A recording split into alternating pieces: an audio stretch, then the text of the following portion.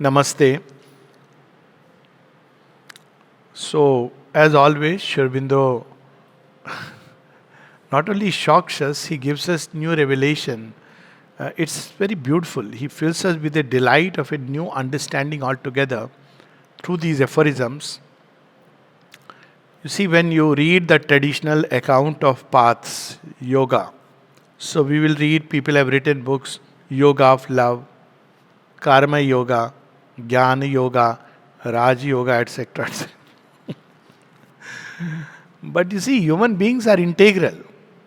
So in each yoga, we suppress the other parts, and therefore, so Gyan Yogi has to concentrate only on Jnana to the exclusion of everything else. Because if he allows emotions to come up, it is going to interfere with Jnana.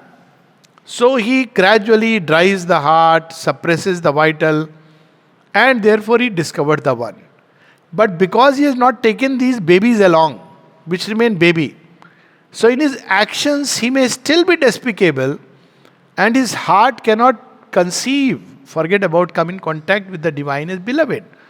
Mind has touched the transcendent, if at all, but let's give it the due, and it experiences a vast impersonal Brahman. And that is called as Jnana. And then we know there is a fight between the Jnanis and the Bhaktas, which is very strange. Bhaktas can fight. Why do Jnanis fight? I never understood. You are in Jnana. Be in the self. Bhaktas, okay, they are emotional people after all. They fight. Even there is a fight between Jnana and Karma. We know that famous Kurvanneve Karmani of Isha Upanishad, which Sankaracharya interpreted in his own way. Karma is necessary till you have Jnana. And very often it's very strange, since we are talking about it. Some time back I saw in one of those groups someone saying that no, Shankaracharya was not Mayavadin, he was not illusionist. He was a person who did say that this world has a reality. Now you see, I don't like to get into these debates, but the fact is, he said it is a vyavaharik reality, practical reality, which means we are operating within it and we are given only a certain set of things. So we have to deal with it practically. In that sense, his illusionism did not mean that, you walk on the road and say all is Maya. He didn't mean that. He meant when you are walking on the road, you have to use your eyes, ears, brain, reason. That's what is given to us. But if you go beyond, all this entire system is a plaything, like somebody is trapped in a bubble. So he was not saying the world is real in the way, Sri Aurobindo is saying. When Sri Aurobindo says it is real, it is because it is the reality, the one real, or the one reality which has lent itself and become this world, which is a very different thing altogether. But typical Jnani, so he was trying to reconcile. Everybody has tried to reconcile. You can't just get away by saying this is all illusion. So, there is a practical side. So a typical Jnani yogi who has arrived at Mayavad realization, when he goes to the doctor, he will say, this is the practical aspect of the world. I know the self, I live in the self. But for my bodily things, I have to go to the doctor. But that's not what Sri Aurobindo wants. He wants to change our entire understanding of how things operate and bring in the new forces, the new element at play, the new consciousness, and change the entire way we deal with creation, with ourselves and with the world. So that's a far cry. So here is the aphorism, I am not a Jnani.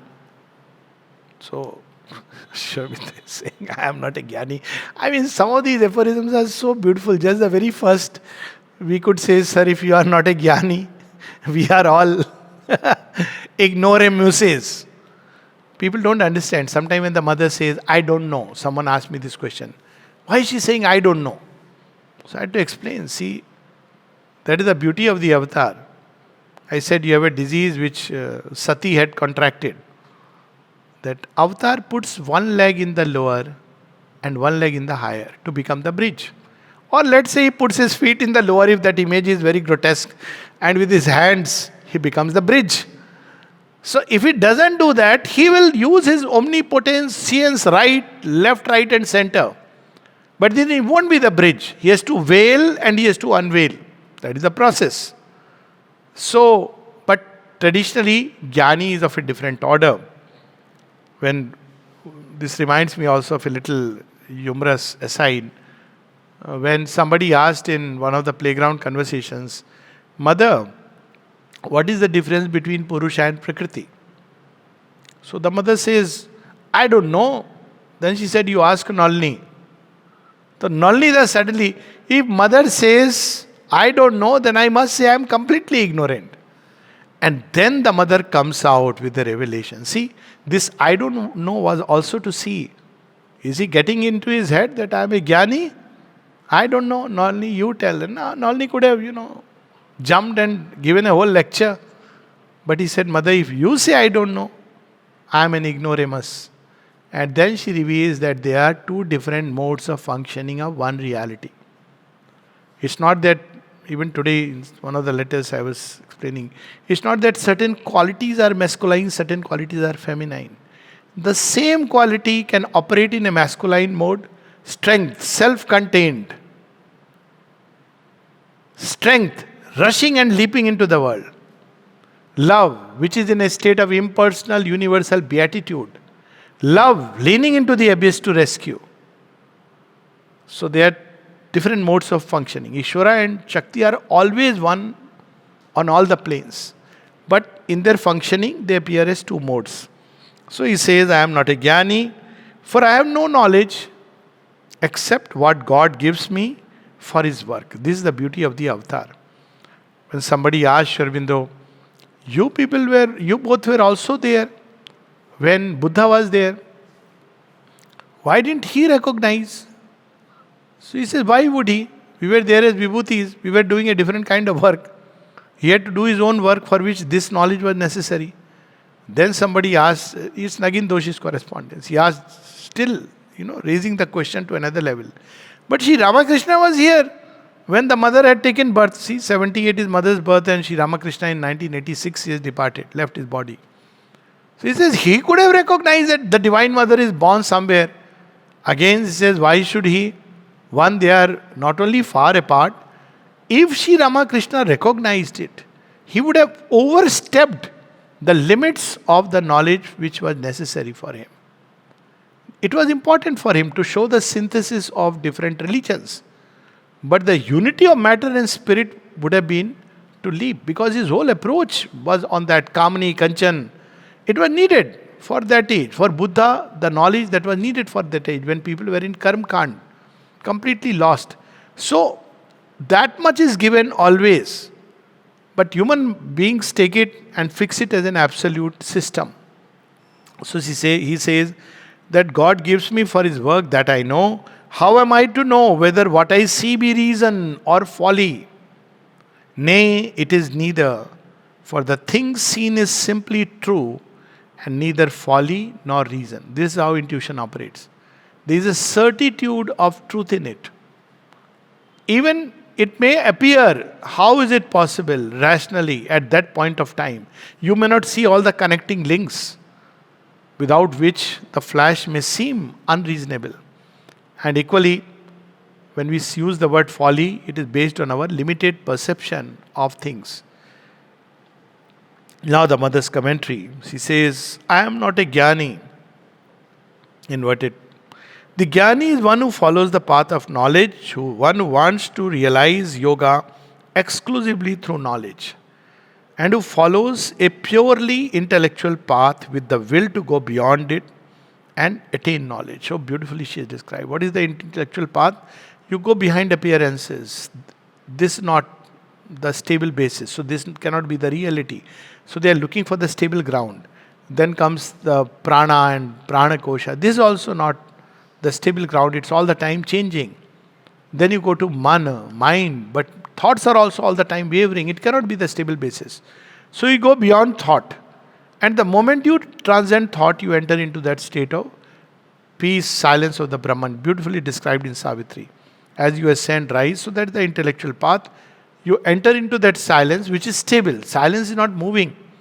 So you know that, well, I have touched that core of reality. That's the path that the Jnani takes.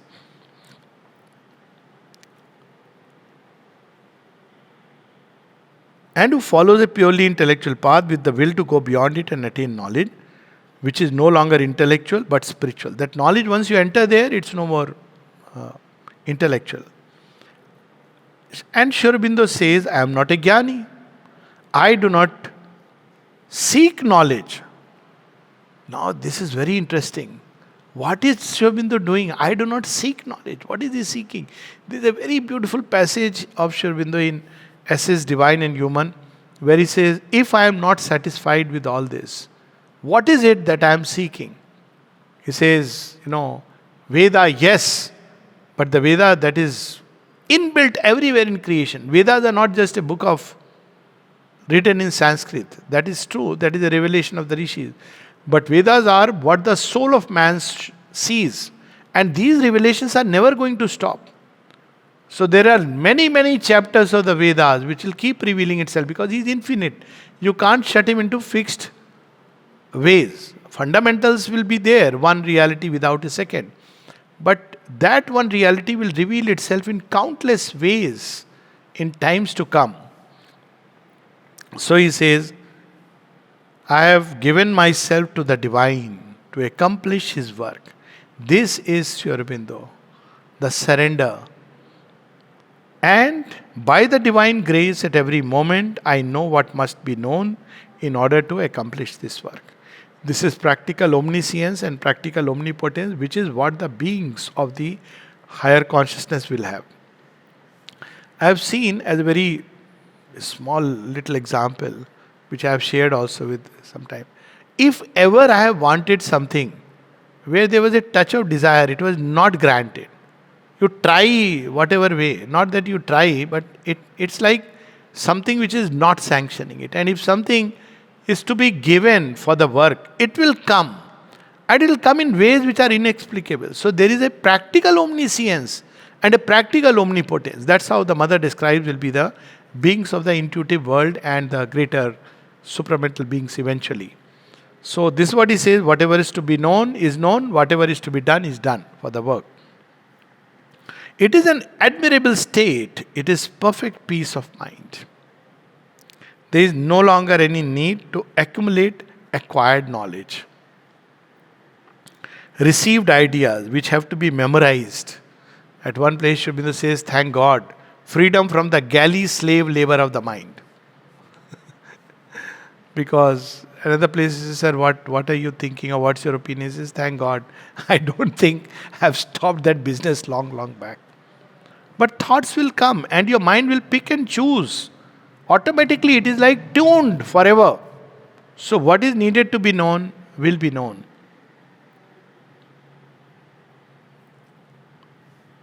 It is no longer necessary to clutter one's brain with thousands and thousands of things in order to have at one's command.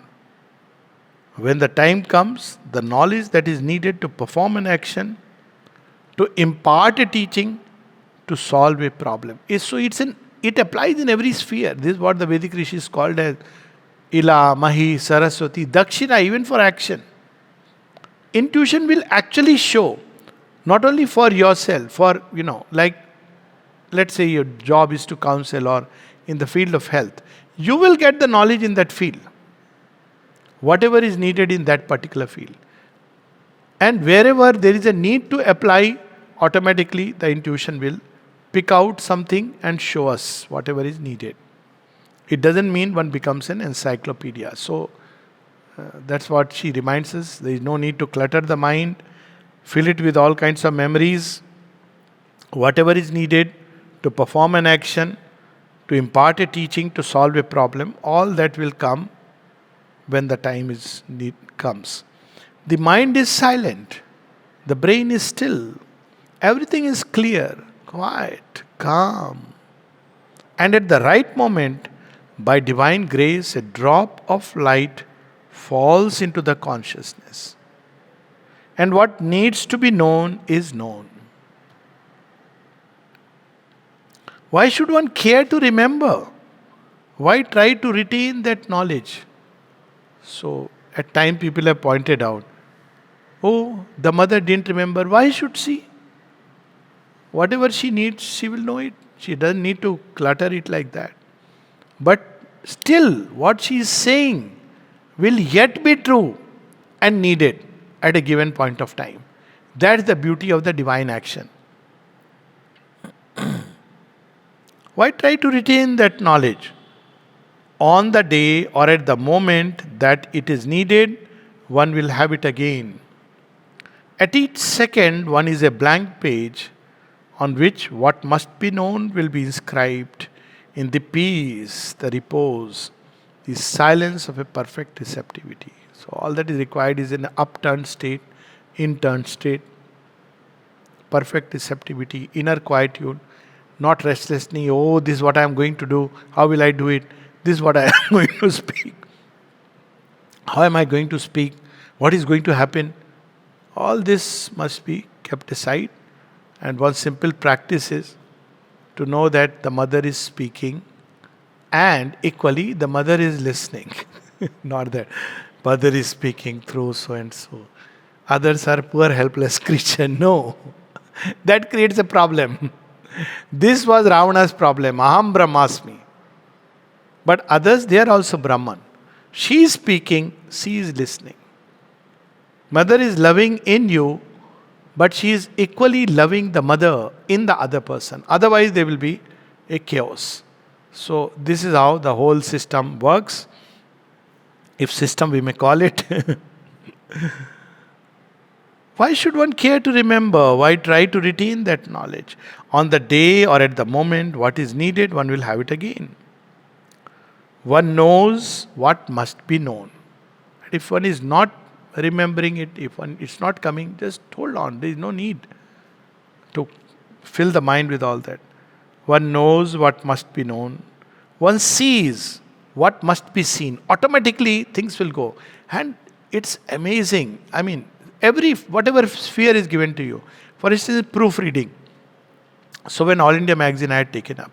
Now, over a period of time, what has happened is that, of course, people do the proofreading, but last it would come. So suddenly, I am just flipping the pages. Eyes will fall exactly on a spot where I'll notice there is a problem here. So it is like this faculty can be perfected to any extent. And in people who are doing that, for instance, he says that in the dining room, when you pick out something with the hand, you should be able to pick out the right amount. This is the sign that one is progressing. Just that correct amount which is needed. One sees what must be seen, and since what must be known and seen comes directly from the Supreme, it is truth itself, and it completely eludes all notions of reason or folly. Now, who will know whether it's reason or folly or seen or unseen? The divine. We don't know. In another person, what the person has seen, what is happening, whether it's reason or folly will be known only to the divine who is in the heart of all creatures. What is true, that is all. And one has to sink very low to wonder whether it's folly or reason. If you come down, you can start, oh, it was a folly. At places, Sri Aurobindo has said in the Synthesis of Yoga, sometimes it is better to wander and seemingly err following the psychic urge than to be governed by the so-called practical reason of man. Many things, many of us have. For instance, when people come to ashram, it may appear as a folly. Many people. What is it that took the decision? And yet, or people who take up this approach, this kind of work, what really moves them? It's beyond human comprehension.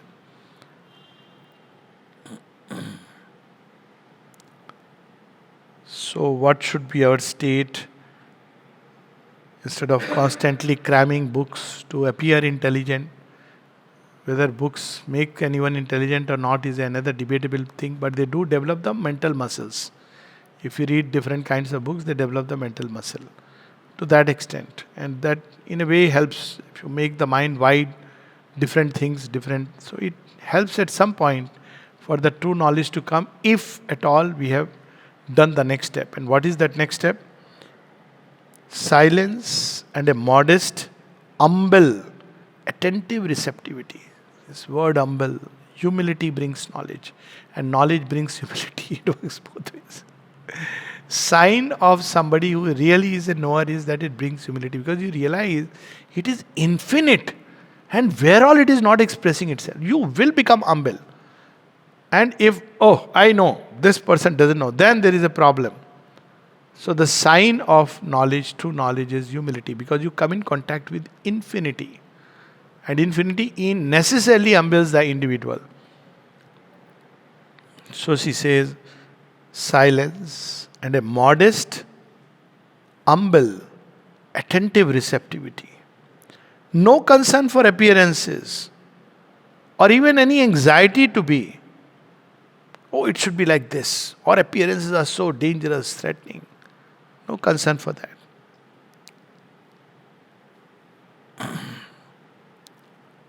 One is quite modestly, quite humbly, quite simply the instrument which of itself is nothing and knows nothing, but is ready to receive everything and transmit everything. So it should be like a clean slate. Before the deed, a quiet receptivity during the deed, and a blank slate after the deed. So this is how it should be. The first condition is self-forgetfulness. The moment we think of I know, me, my, even my book, I have sometimes wondered. People write volumes on Sri Aurobindo's works also. My book. Have you read my book? I don't know what to say. Whose book? I don't claim anything. My book. So this itself is a sign that it is not written from the ground of truth, not from a ground of knowledge. It may be a high intelligence or whatever, higher mind, but not from the ground of truth. So, and it's not a question of modesty which is being shown. You actually can't.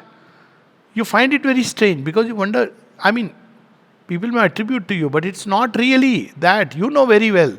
You have actually done nothing. No research, nothing. It just comes like that. So how can you claim it? So, as the mother said that she was totally against this intellectual property and all that. She said very clearly that this thing, copyright.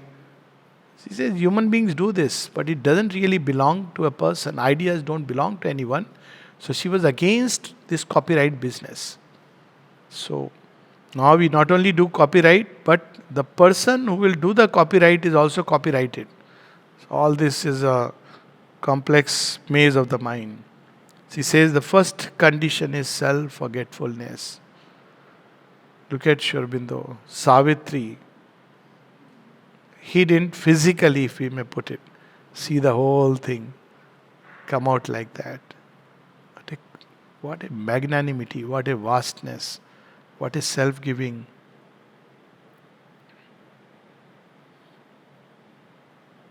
It is so humbling. I have seen people desperately, before they are going to leave the body, it's very evident. They want my book to be published, to be released before the departure. What difference will it make? What difference will it make if it is before or after your departure? Granting that it's a wonderful book. Let's take that. What difference will it make? Will it make really a difference? If it is truth, it will find its way. And that book need not be the only way for the truth to realize itself. It will find its way in its own way.